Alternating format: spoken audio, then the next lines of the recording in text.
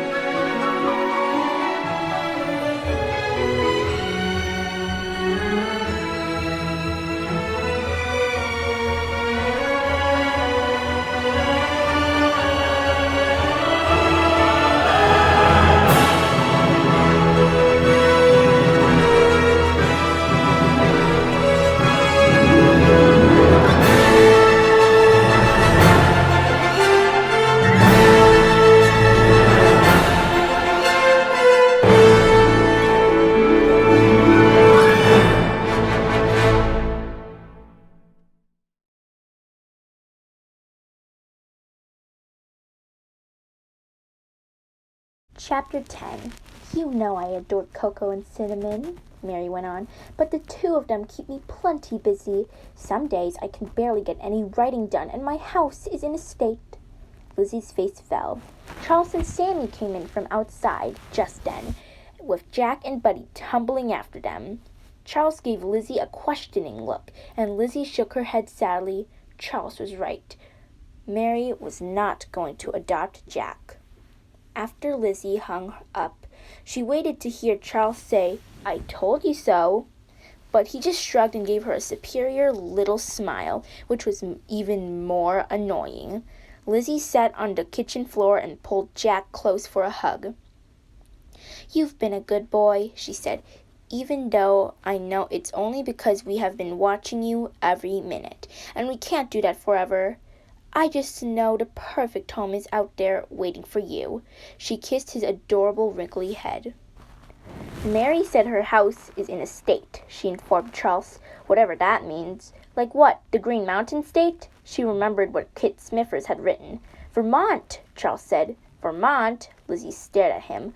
"What do you mean, Vermont? The Green Mountain State has got to be Texas. That's where Kit Smithers lives." Lizzie tried to remember what she'd learned about the states last year. How could Charles possibly know more than she did when he was only in second grade? Charles shook his head. "I saw it on the sign when we went to Vermont last winter. Welcome to Vermont, the Green Mountain State." "Charles is absolutely right," said Dad, who had come into the kitchen from the garage, where he was changing the oil in his pickup truck. He wiped his hands on a rag. "The name Vermont comes from the French words green, vert, and the mountain, mont. Vermont was the 14th state to join the Union, and Dad had a habit of sometimes telling you more than you wanted to know." But Lizzie had stopped listening. She gave Jack one more kiss on the head, moved him off her lap, and pounded up the stairs. She had to write to Kit Smithers right away, but when Lizzie checked her email, she got a big surprise. There was a note waiting for her. "Dear Lizzie, I am glad that you may have found Jack a home, but to tell you the truth, I'm sorry too. I was just about to ask you if I could adopt him. I think Jack would fit in perfectly with my country life. I don't live in Texas anymore, by the way. I moved to Vermont last year. But the important thing is that he's found a good home. Please let me know if anything changes. Good luck with your puppy fostering. Your friend, Kit Smithers." Underneath her name, Kit Smithers has put her phone number. Lizzie's hands flew as she typed a quick answer and wrote down the phone number on a scrap of paper. Then she ran downstairs and out into the garage. Dad, can we go to Vermont? Maybe today?" Dad stared at her from under the open hood of his truck. "What?" Lizzie gave him the scrap of paper with Kit Smithers' phone number on it. "Kit Smithers wants to adopt Jack. Will you call her and find out how long it would take to get to where she lives? Please, please." Dad frowned down at the number.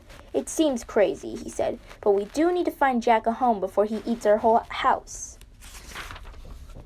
And your mom could definitely use some peace and quiet so she could finish up her article." He wiped his hand on a rag and slammed the hood. Lizzie followed him into the kitchen and stuck right behind him while he started talking. She couldn't believe that her dad was actually talking to the Kit Smithers. Finally, he hung up and turned to Lizzie with a big grin.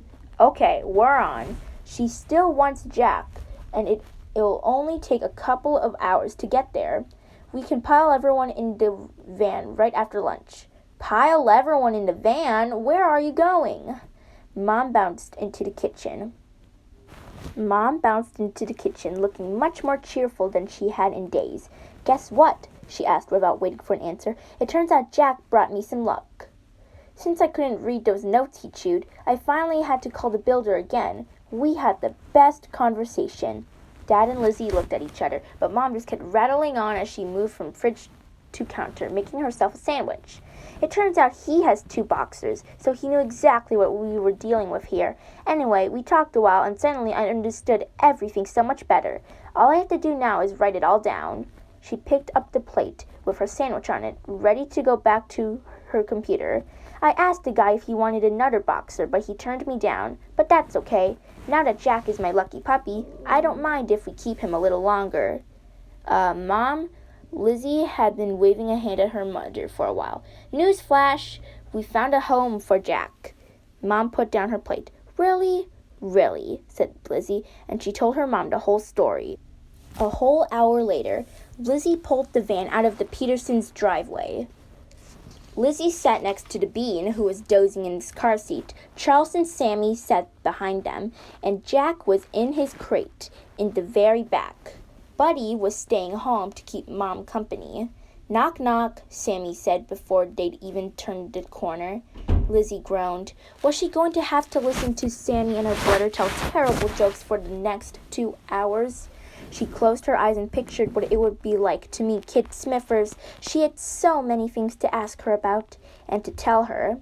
Lizzie wanted to know when Kit had written her first book, and whether she had any brothers or sisters. She wanted to tell Kit about the horse story she and Maria planned to write together, about an Arabian colt who runs away from its cool owner. And she definitely wanted to explain all about Jack and how to take care of him. Lizzie and Kit Smithers were going to have a lot to talk about.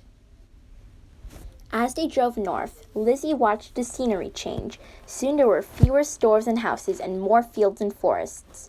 Lizzie loved driving north. It reminded her of her family's winter vacation to Vermont, where she had met and fostered Bear, the cutest, smartest husky puppy in the world. Sometimes Lizzie still wished she could have kept Bear for herself, but she knew he was happy in his new home, just like Jack was going to be. Finally, Dad turned down a bumpy, rutted dirt road with trees on either side, then drove up a long driveway to a log cabin that sat high on a hill, surrounded by tall trees. There was a smaller cabin next to it. Lizzie spotted a tall, lanky person chopping wood outside the smaller cabin. When the person looked up, Lizzie realized that it was Kit Smithers. She put down her axe and waved, smiling broadly as everyone piled out of the van. Welcome, welcome, she said. She looked straight at Lizzie. Hello, Lizzie. I know I'd see that face anywhere. Lizzie tried to say something, but no words came out. Her face felt hot. She ducked her head. She could not seem to say a single thing. She felt like jumping back in the van. Was this what it was like to be shy? Lizzie had never felt that way before. It was horrible. But Kit Smithers smiled around and everyone, and Dad introduced himself, the Bean, Charles, and Sammy. And here's the guest of honor. He opened up the back of the van to show Jack sitting up all perky and happy in his crate. Jack! Kit Smithers unlatched the door of the crate and helped Jack jump out. Welcome home, Jack. She knelt down and opened her arms wide. With a jingle of tags, Jack shook himself, wriggling happily as he pranced over to lick Kit's chin. Hello, I don't know who you are, but I love you already. He's beautiful, Kit said, and once he's used to the place, he can run around to his heart's content. There are no other houses for miles and plenty of room to roam. Or he can just snooze on the floor next to me while I write in my cabin. We are going to be very happy together, aren't we, Jack? Lizzie and Charles smiled at each other. Suddenly, she didn't feel annoyed by him anymore, not one bit. So what if he had been right about her letter, and about Mary Thompson? And okay, also about Vermont being the Green Mountain State. Lizzie had also been right about something, that she could find the perfect home for Jack. Eventually, Lizzie got over her shyness to tell Kit Smithers all about how to take care of Jack. By the time they left, Lizzie was pretty sure that Kit was going to love the little boxer pup and that he was love his new forever home, but she didn't feel absolutely, positively sure that everything was settled until the following Friday. That day, Lizzie came home from school. She found a package addressed to her waiting at the hall table. It was from Kit Smithers. She tore open the wrapping and found a book, a brand new hardcover copy of Mountain Girl, just as beautiful as the one Jack had chewed up. Best of all, when she opened it up to the title page, she saw that Kit had signed it. For Lizzie, who brought Jack into my life. With many thanks, Kit Smithers. That is the end of Puppy Place, everyone. This is the end of the book. We will be starting a new book on Monday. I hope you like this book. Bye!